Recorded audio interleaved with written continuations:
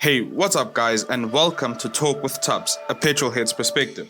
As always, I'm your host, Tapelo, aka Tubbs, and I'm going to talk you through this podcast that deals with everything motoring. We're going to talk what's new on the market, what's old on the market, what's good on the market, and also what's bad on the market. Then we're also going to delve into some motorsport, but more focused on my favorite form of motorsport, Formula One. We're going to talk driver lineups, what we feel, react, but most of all, I'm trying to give you a petrolhead's perspective. Words that come from someone who's as passionate about the industry as anyone I know. So as ever, let me not waste your time. Here we go. Talk with Tubbs is a go. And just like that, I'm back on the podcast thing.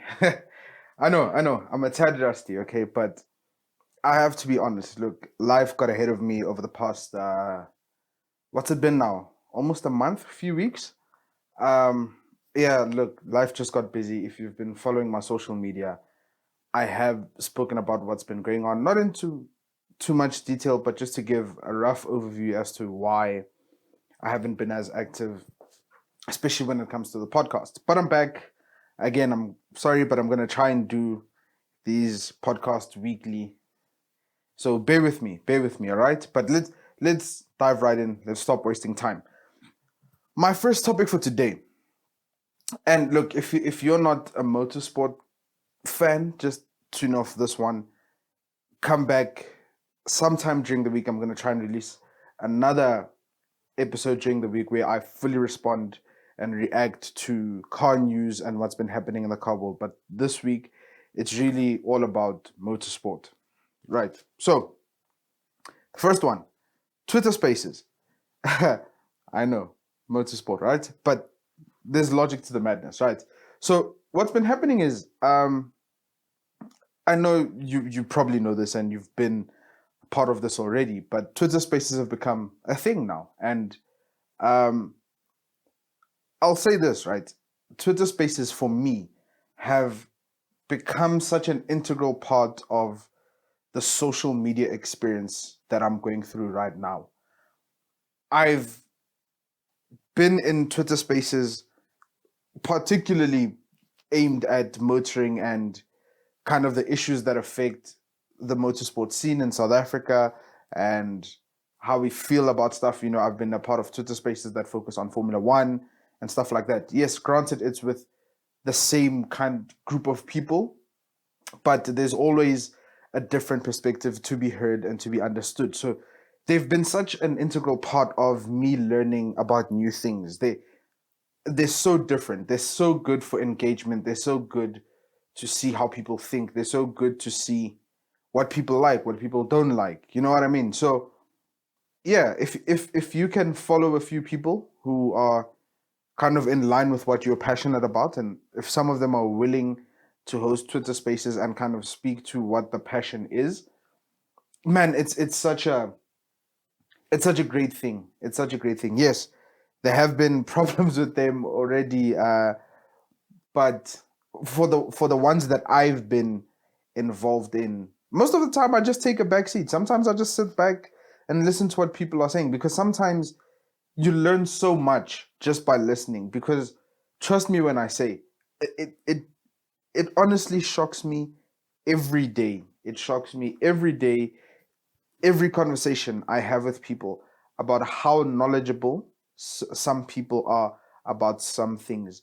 There's so much to be learned from different people. Even if it's something you think you know, there's probably someone out there who knows way more about that topic than you do, but they're willing to share that knowledge. And that's what Twitter Spaces has been for me. So like I said, sometimes I just sit back and I listen.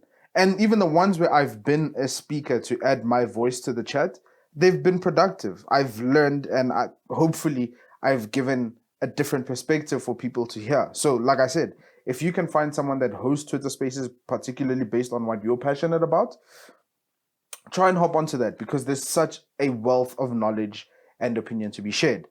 And by literally saying this segues into something else, which is the motorsport part that I've related to Twitter Spaces, and it's Formula Drift.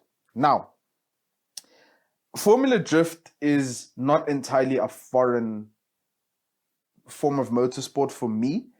I've seen it here and there, but never long enough for me to sit down and understand or go into detail about what's really been happening in Formula Drift, right? So, if you don't know, Formula Drift is kind of like the official drift series in the United States. And then you've got Formula Drift, I think it's Japan. Yeah, Formula Drift Japan. I don't know how many, again, I'm still new to this, so I don't know how many variations of Formula Drift there are, but it was because of a Twitter space that I started hopping onto YouTube streams of Formula Drift. And yes, Formula Drift events are streamed live on YouTube. It's just that because of the time zones, you'd find that they're a tad late in the evening. But trust me, if you appreciate motorsport and you appreciate the art of drifting, there's a lot to be enjoyed from Formula Drift. Now, again, I think I've watched 2 events as of late, 3 events, but not in their entirety because somehow they've just been clashing with things I've been busy with, schoolwork and other personal stuff. So I haven't been able to finish a full episode. But it's so interesting because as we watch, there's usually a Twitter space going on. And to the guys that host these Twitter spaces, Mesh, Chaba, thank you guys so much. Again, I think I've said this to you guys before.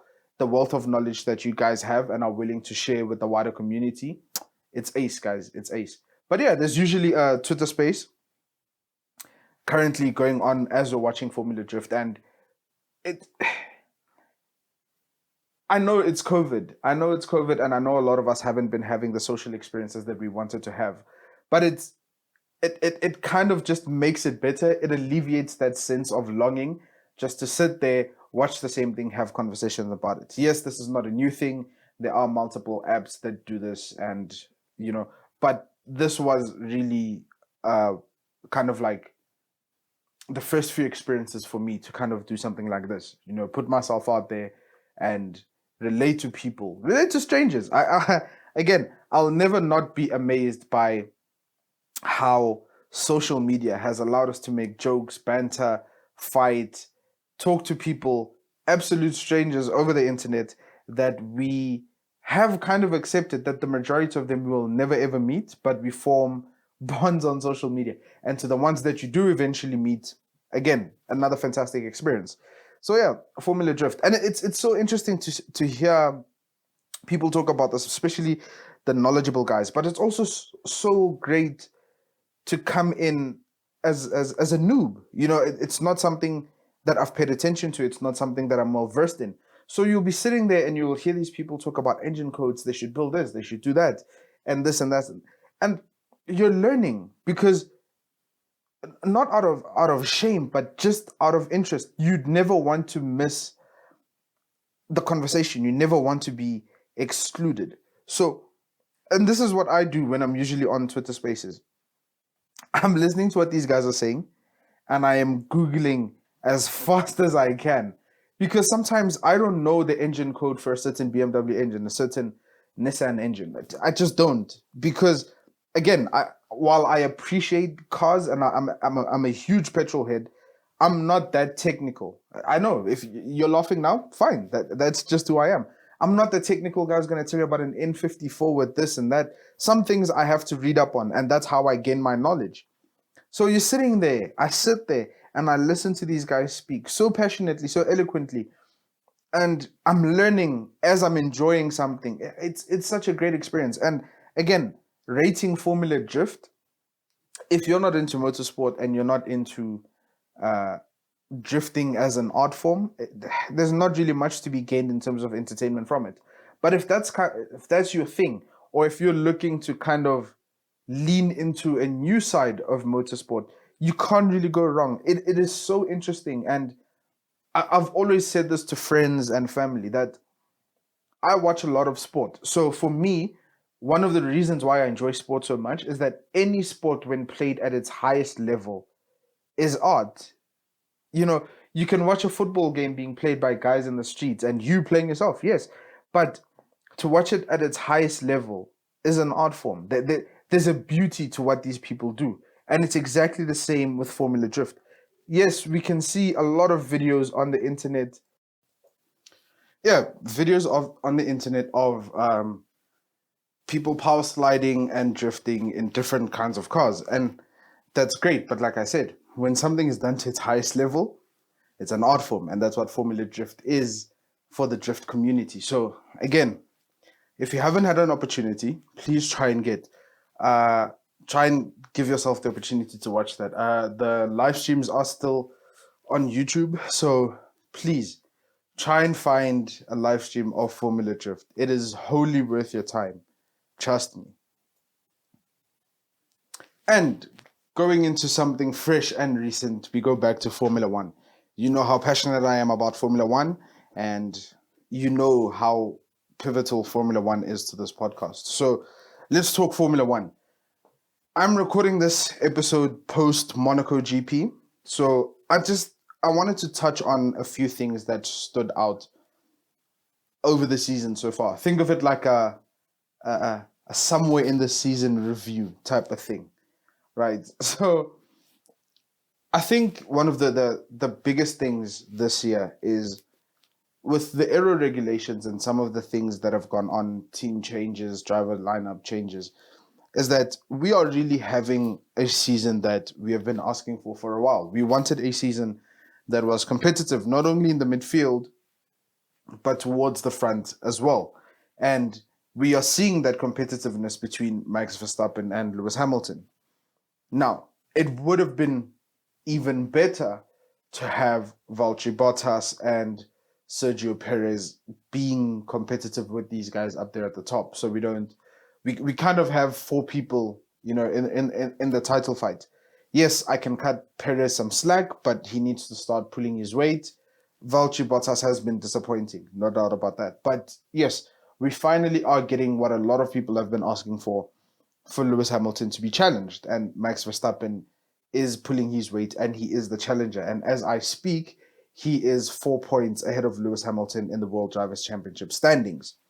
And that in itself is a massive achievement. And look, I know I sing Lewis Hamilton's praises a lot on this podcast, a lot on my social media. But that does not mean I do not see the potential and the success and the incredible talent that is out there on the grid. Max Verstappen being the prime example of some of the talented drivers that are there on the grid.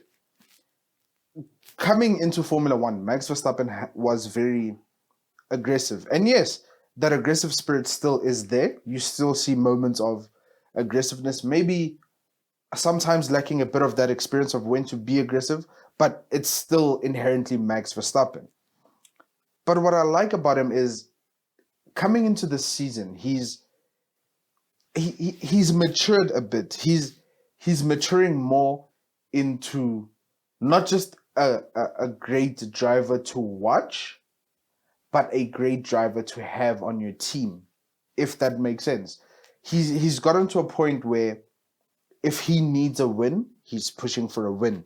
If he needs to qualify on pole, he qualifies on pole. And you can see even in the way he challenges Lewis Hamilton. You saw this in Spain where going into turn one, Max Verstappen made sure that his car was there and that Lewis Hamilton had to yield. Yes, ultimately Hamilton won the race, but it's moves like that that keep Hamilton on his toes, that remind Lewis Hamilton that you're not as dominant as you were last year and the year before. You have a consistent challenger now. And you could see that in Monaco this weekend.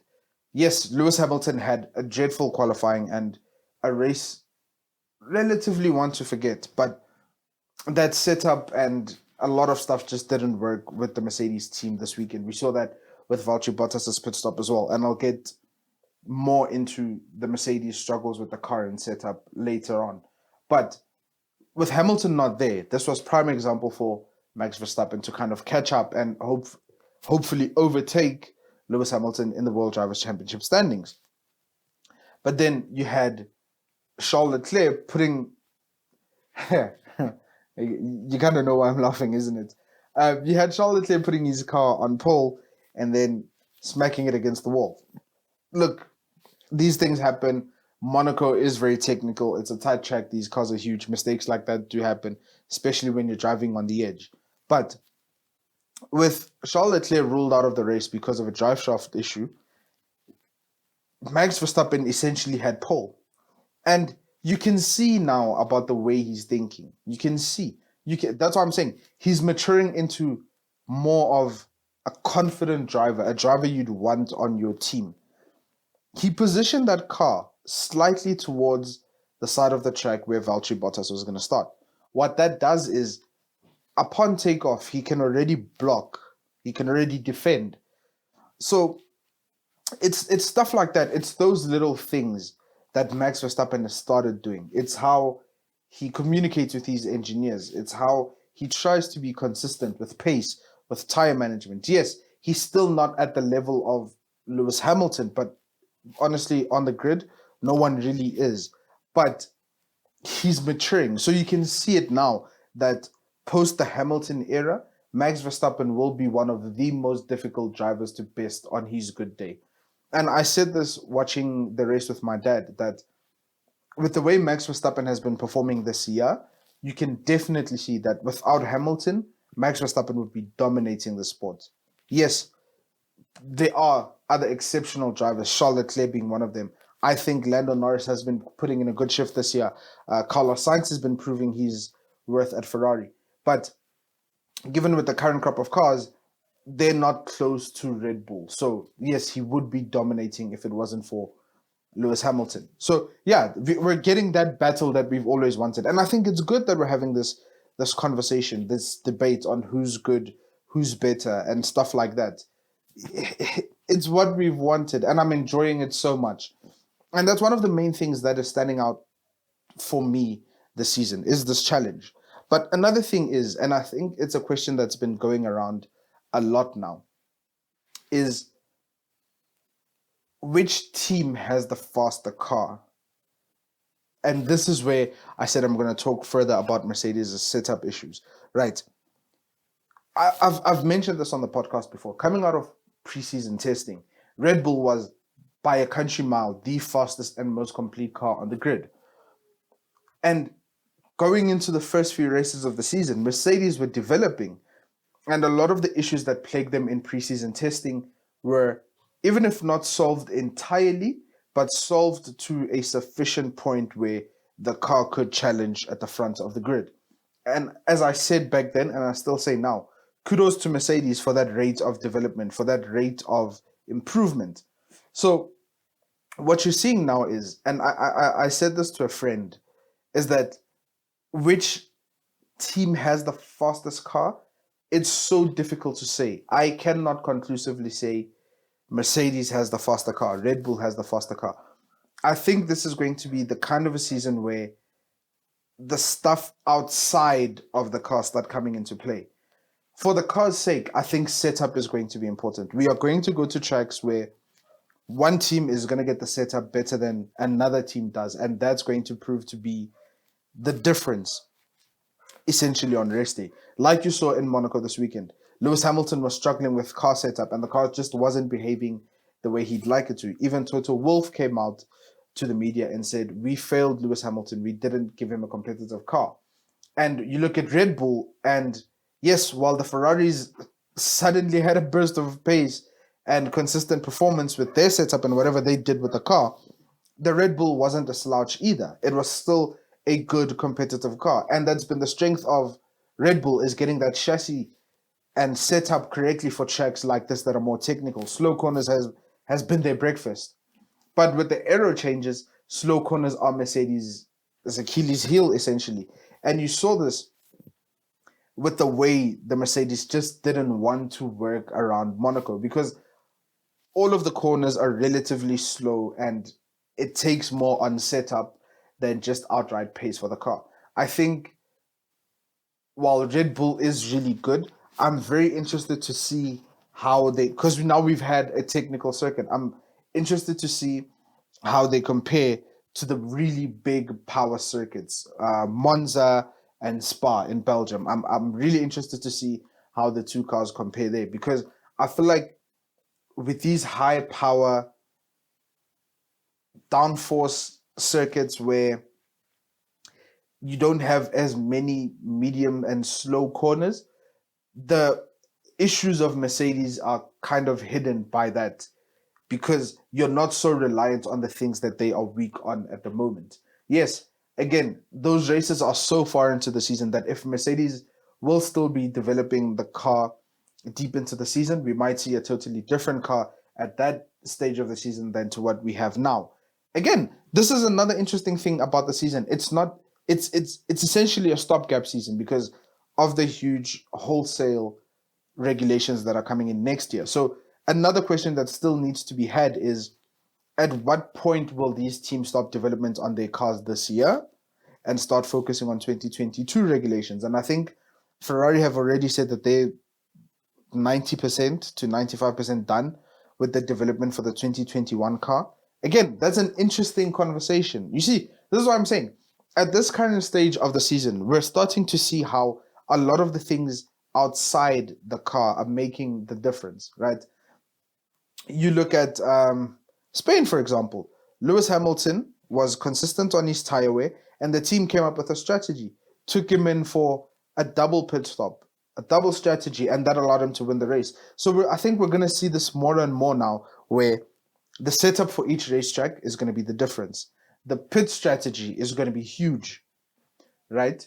And things like the driver being confident in the car and the setup for that weekend. So, which team has the faster car? I honestly think it depends on the circuit. If you're looking at a technical circuit, definitely Red Bull, without a doubt. But I think if you're looking at a high power kind of circuit, maybe Mercedes are closer and they might just edge it marginally. And I think that's also another interesting thing, is that we are having this conversation.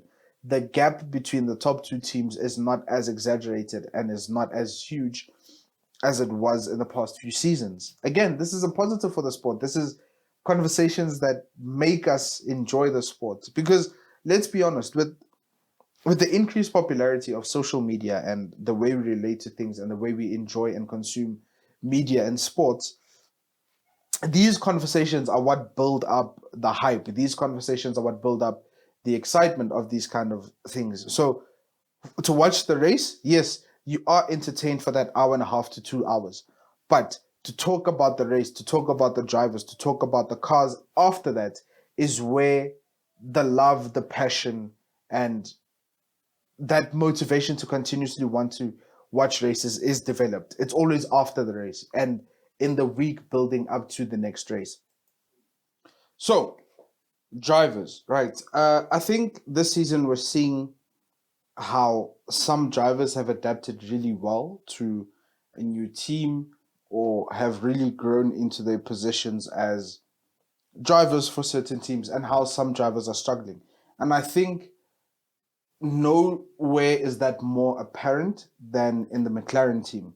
You know, Lando Norris is in his third year of Formula One, and I think he is exceeding some standards that people might have had for him, but he's really proving himself to be quite a mature driver, and this is why he got the contract extension now. He's proving to be consistent, he's proving to be there or thereabout. And I think with this rate of development that he's showing, it's understandable why McLaren and Zak Brown see him as the future of the team. And then you parallel that against Daniel Ricciardo, who, again, we know how good Danny Rick is on his day.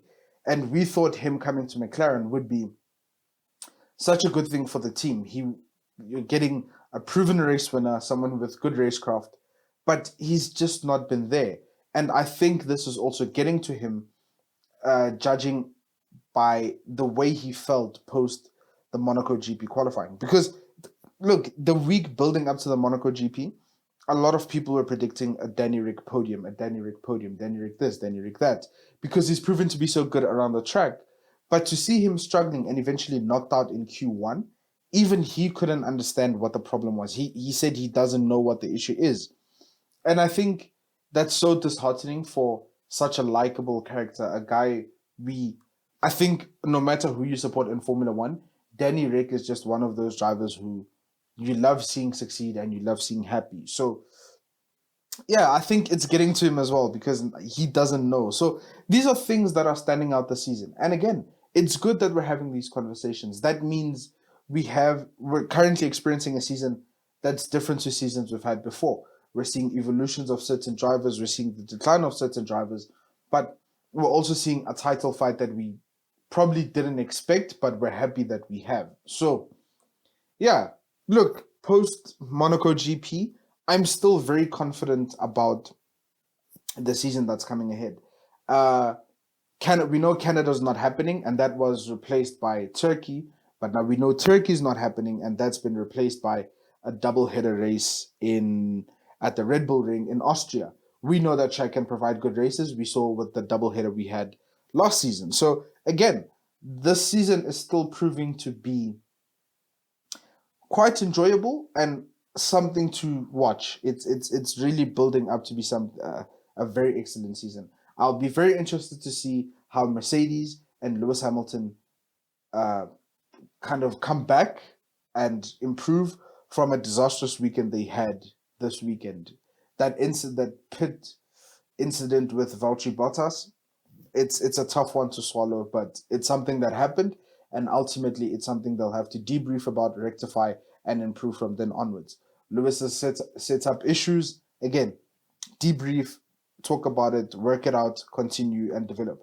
We know how good Mercedes have been with that kind of stuff. So again, more to see this season. If this is Ferrari again being competitive, that's going to be great. They seem maybe it's just Monaco highlighting a strength of the car and they'll suffer in other races. I don't know. But judging by this weekend's performance, if we can have Ferrari performing like that with both of their drivers on song, yes, unfortunate for Charles Leclerc, it seems like the Monaco curse still follows him around. But to see Carlos Sainz as well picking up the scraps, being consistent. Oh, and again, how great was it to see Lando Norris and Carlos Sainz share a podium? I know, stuff we love. But yeah, to see Ferrari that competitive towards the front of the grid again, it can only be a good thing for the sport. My biggest disappointment, however, this season has been the performance of AlphaTauri. Just in the way of how promising, and I know I said this at the time, that don't read too much into preseason testing. It has a tendency to make some teams look way better than they are and some teams worse than they are. But AlphaTauri seem to have a competitive package in testing. And sometimes you get glimpses of that competitive package in the race or during qualifying. And yes, while Pierre Gasly has been there or thereabouts in terms of where we kind of expect him to be, he hasn't been hitting the strides that he was hitting last year. A lot of people had him pegged as one of the drivers of the season last year. So to see him not hitting those strides this year is a bit of a disappointment. And then you have Yuki Tsunoda, who is a rookie, so we have to cut him some slack on a lot of things. But he came in with such a lot of hype, and how everyone in the paddock was describing this guy as a sponge, someone who's willing to learn and who was taking information in at a rapid pace. And we saw he was quick in preseason testing.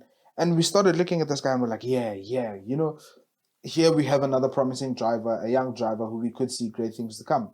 And I think he's struggling a bit. I don't know if it's pressure or just things not gelling the way they should between him and the car. But I think this is where an experienced campaigner should just come to him, try and tell him, listen, relax. It comes with time. Just do what you need to do. Drive. I think Daniel Ricciardo summed it up perfectly. He said when he's driving the McLaren car, he has to think about driving. He's not driving by feeling in the way that drivers do. He's thinking about it. He's concentrating on what am I doing? How am I turning? How am I braking? And I think that's something that needs to be pushed over and explained to Yuki Tsunoda as well, to not overthink it, just feel it, experience the car and experience the track as it is.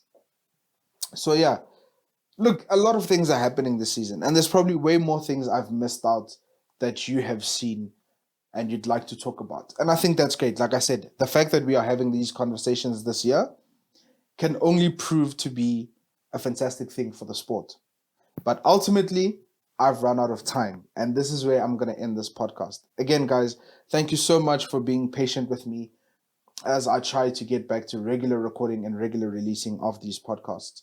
I appreciate the listen. I appreciate the engagement that I get from the very few that I do. You guys are massively appreciated. Thank you so much for listening to this podcast. As always, if you'd like to follow me on social media, it's at tabs_meriohle, THAPZ_MEREOHLE on Twitter and Instagram, but I'm hardly on there. Find me on Twitter. And yeah, I look forward to recording more of these podcasts. To sign out this week, I'm just going to read a poster that I have on the wall here. And it says, "Life is short.